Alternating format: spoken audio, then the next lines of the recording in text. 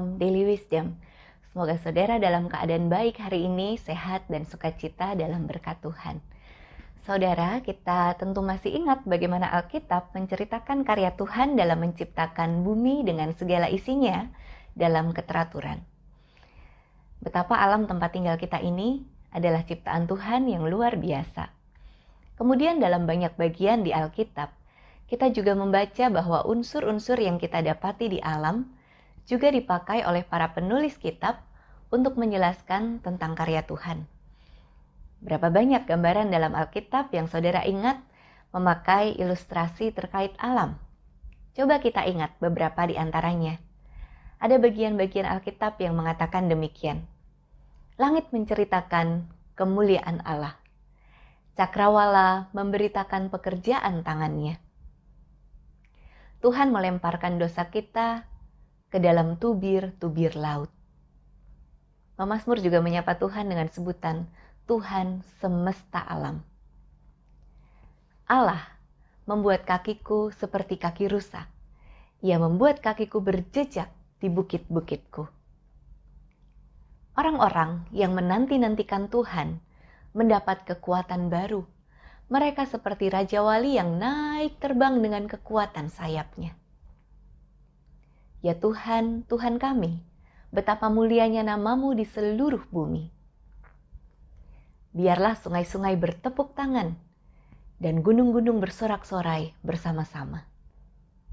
Dan pujilah Dia, hai matahari dan bulan, hai segala bintang terang. Saudara, itu baru sebagian kecil dari ayat-ayat dalam Alkitab yang menggunakan gambaran tentang alam untuk menceritakan perbuatan Tuhan.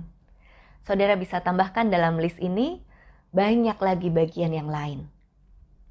Tapi di samping gambaran yang dipakai untuk menjelaskan tentang kebaikan Tuhan terkait alam ini, bagaimana dengan perbuatan Allah yang nyata yang dialami oleh umatnya di tengah alam ini dan tercatat dalam sejarah? Tuhan menolong umat Israel keluar dari Mesir dengan berjalan melewati laut yang terbelah. Tuhan menyertai hidup umatnya di tengah padang gurun, bahkan puluhan tahun lamanya. Ia menyediakan makan bagi seorang nabinya melalui seekor burung gagak. Tuhan Yesus pernah meredakan angin ribut di danau.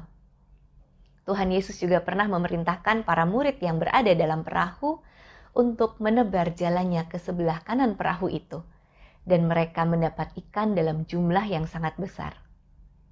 Dan masih ada begitu banyak kisah yang lain, saudara-saudara. Mari kita lihat setidaknya 3 realita tadi. Yang pertama, Tuhan yang menciptakan dunia ini dengan segala isinya. Kedua, unsur-unsur yang ada di tengah alam ini dipakai juga untuk menceritakan tentang kemuliaan Tuhan. Dan ketiga, Tuhan pun menyatakan pertolongannya terhadap umat melalui banyak peristiwa di tengah alam. Ini semua mengajak kita untuk mengaminkan firman Tuhan dalam Yesaya 6 ayat 3b yang mengatakan, Kudus, kudus, kuduslah Tuhan semesta alam. Seluruh bumi penuh kemuliaannya. Sebuah pertanyaan bagi kita. Jika Tuhan bisa dan telah berbicara melalui begitu banyak cara di tengah alam ini, bagaimana dengan melalui hidup kita? Sudahkah kita juga siap dipakai Tuhan untuk menyatakan kemuliaannya bagi kehidupan di sekitar kita? Saudara, ada seorang yang di tengah keputusasaannya suatu kali melihat sekuntum bunga yang tumbuh di halaman rumahnya dan ia jadi berpikir begini. Ternyata Tuhan itu masih memelihara bunga itu. Meskipun tidak seorang pun yang memperhatikannya, ternyata Tuhan tetap berkarya meski dalam senyap. Maka aku pun pasti masih diperhatikan oleh Tuhan. Ia pasti akan menolongku. Jangan buru-buru putus asa. Ia jadi menyemangati dirinya karena melihat bunga itu, saudara. Pertanyaannya, sudahkah orang lain yang melihat hidup kita juga bertumbuh semangat hidupnya? Mungkin seringkali kita lupa bahwa sebagaimana alam ini menceritakan kebaikan Tuhan, hidup kita pun mestinya memancarkan kemuliaannya. Dalam perjumpaan-perjumpaan yang masih terbatas di masa-masa ini, tetaplah jadi berkat melalui kehadiran kita.